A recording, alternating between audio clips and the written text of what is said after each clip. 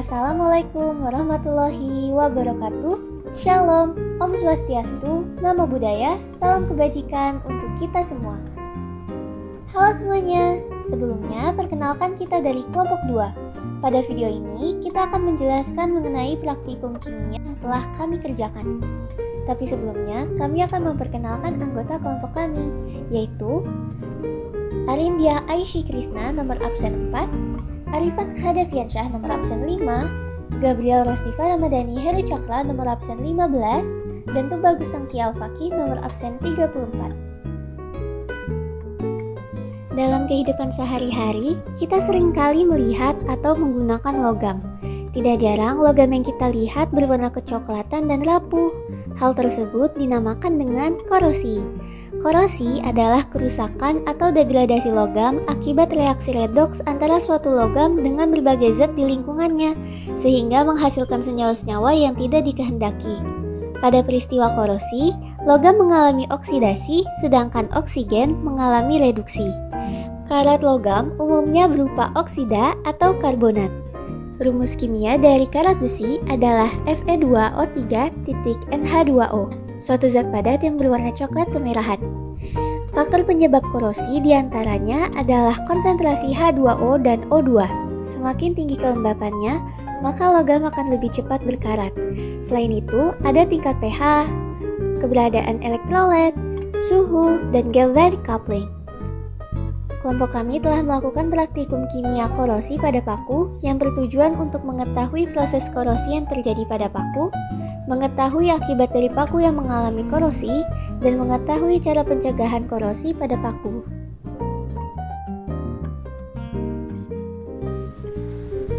Alat dan bahan yang digunakan dalam percobaan ini yaitu wadah, plastik wrap, minyak, cuka, garam, deterjen, air didih, dan juga paku.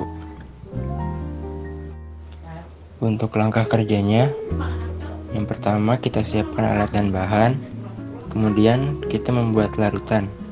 Yang pertama adalah larutan asam, yaitu dari air tambah cuka lalu aduk. Yang kedua adalah larutan basa, air tambah deterjen lalu aduk. Yang ketiga adalah larutan netral, air tambah garam lalu aduk. Yang keempat ada air biasa atau air didih. Yang kelima ada minyak. Setelah larutan siap, masukkan larutan ke dalam wadah. Setelah itu, masukkan paku ke setiap wadah tadi, lalu tutup dengan plastik wrap. Kemudian amati perubahan paku selama 5 hari.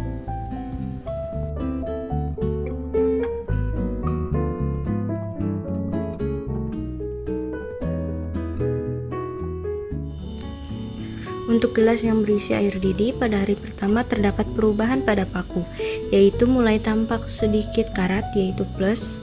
Kemudian pada hari kedua dan ketiga, kadar karat pada paku meningkat menjadi banyak, yaitu plus 2.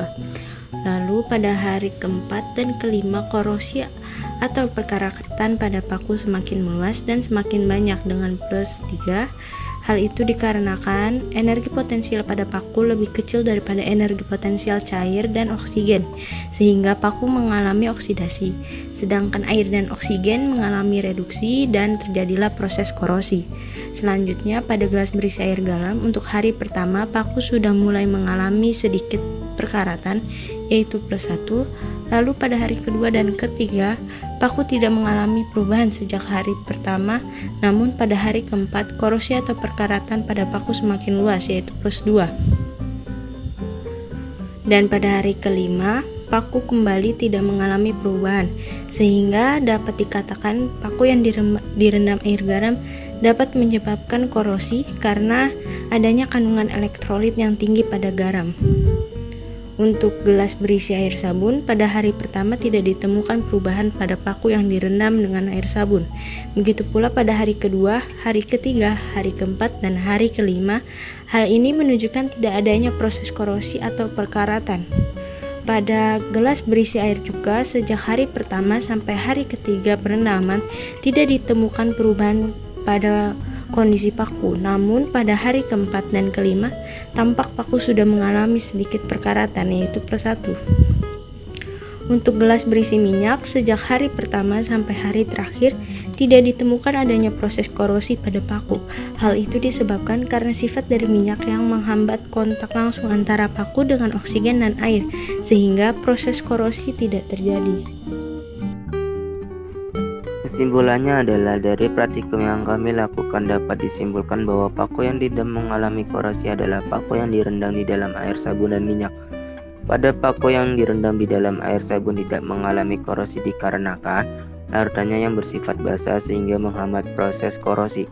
Untuk paku yang direndam dalam minyak tidak mengalami perubahan karena minyak merupakan larutan yang bersifat inert sehingga paku terhindar dari proses korosi. Dari praktik tersebut terbukti bahwa salah satu faktor terjadinya korosi adalah adanya kontak udara dan air. Agar tidak terjadi korosi pada paku, jangan sampai paku terkontaminasi dengan air atau larutan yang dapat menyebabkan oksidasi sehingga besi dapat berkarat. Sekian dari kelompok saya, terima kasih.